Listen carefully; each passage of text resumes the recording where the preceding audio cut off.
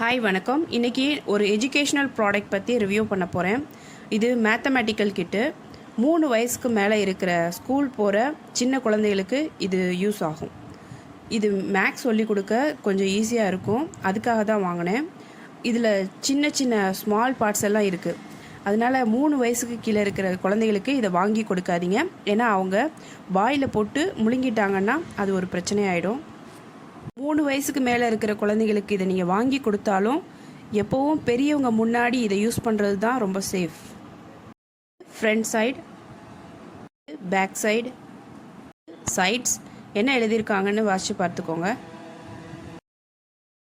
இதை ஓப்பன் பண்ணி உள்ளே எப்படி இருக்குன்னு நான் உங்களுக்கு காட்டுறேன்.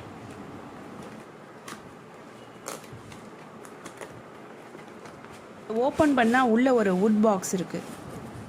அந்த வுட் பாக்ஸில் ஒரு பக்கம் பிளாக் போர்டு இருக்குது, இன்னொரு பக்கம் டைம் டேபிள்ஸ் இருக்குது. இப்போ இந்த போர்டை ஓப்பன் பண்ணி உள்ளே எப்படி இருக்குன்னு பார்க்கலாம்.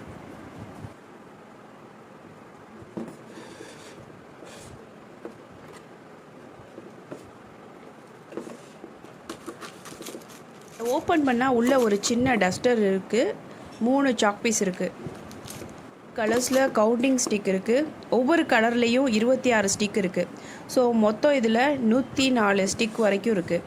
நம்பர்ஸ் 100க்குள்ளே கூட்டல் கழித்தல் கணக்கு போடுறதுக்கெல்லாம் இது யூஸ் பண்ணலாம். அதனால் எல்கேஜி யூகேஜி ஸ்டாண்டர்ட் 1, 2 படிக்கிற சின்ன குழந்தைங்களுக்கு இது ரொம்ப யூஸ் ஆகும்.